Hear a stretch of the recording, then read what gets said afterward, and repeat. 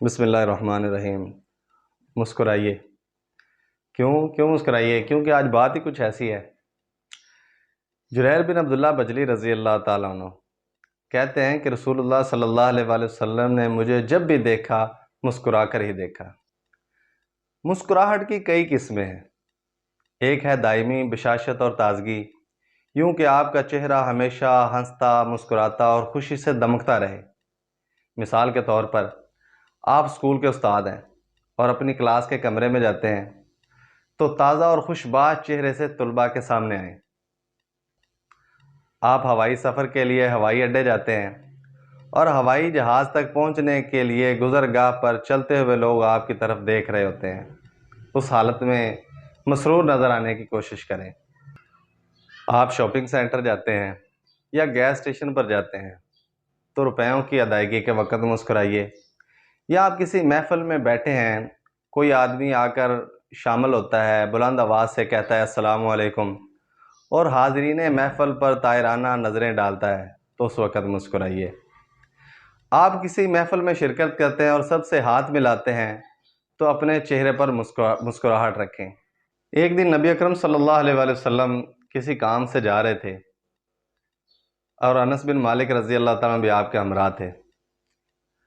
نبی اکرم صلی اللہ علیہ وآلہ وسلم نے موٹے کناروں والی نجرانی چادر اوڑھ رکھی تھی۔ راستے میں ایک اعرابی دونوں کے پیچھے چلتا ہوا آیا۔ وہ نبی اکرم صلی اللہ علیہ وآلہ وسلم سے ملاقات کرنا چاہتا تھا۔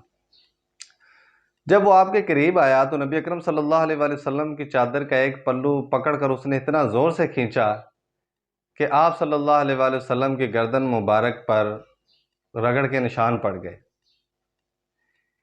یہ بدو کیا چاہتا تھا؟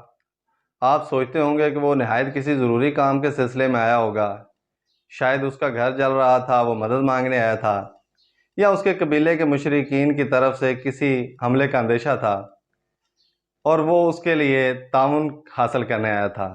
نہیں، ایسا بالکل بھی نہیں ہے۔ اس نے چھوٹتے ہی کہا کہ اے محمد، یہاں غور طلب بات یہ ہے کہ اس نے ادب میں اللہ کا رسول نہیں کہا صلی اللہ علیہ وآلہ وسلم، بلکہ نہایت درست لہجے میں بولا کہ اے محمد، جو اللہ تعالیٰ نے تم کو مال دیا ہے اس میں سے مجھے بھی عطا کرو۔ تو رسول اللہ صلی اللہ علیہ وآلہ وسلم نے اس کی طرف مڑ کر دیکھا تو مسکرا دیے اور پھر حکم دیا کہ اس کو کچھ دیا جائے۔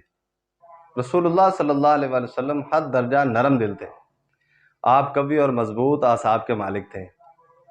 بدترین حالات میں بھی مسکراتے رہتے، کام کرنے سے قبل اس کے انجام پر غور کرتے تھے۔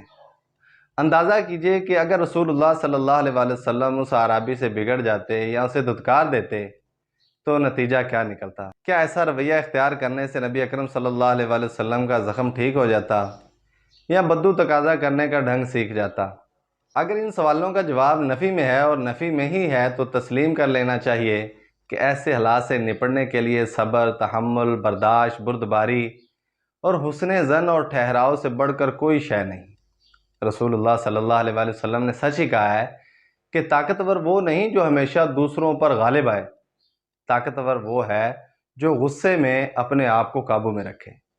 نبی اکرم صلی اللہ علیہ وآلہ وسلم کے بابرکت چہرے کی مسکراہٹ اور بشاشت کو دیکھ کر عوام و خاص آپ کی طرف کھینچے چلے آتے تھے۔ آخر میں نبی اکرم صلی اللہ علیہ وآلہ وسلم کی حدیث کو سن لیجئے۔ بڑی پیاری حدیث۔ اللہ کے رسول صلی اللہ علیہ وآلہ وسلم نے ارشاد فرمایا کہ تمہارا اپنے بھائی کے منہ پر مسکرانا صدقہ ہے۔ تو جی ہاں، آج سے مسکرائیے۔ کیوں؟ جریر بن عبداللہ رضی اللہ تعالیٰ کیا کہتے ہیں کہ اللہ کے رسول صلی اللہ علیہ وآلہ وسلم مجھے جب بھی ملے مسکرا کر ہی ملے۔ السلام علیکم ورحمۃ اللہ۔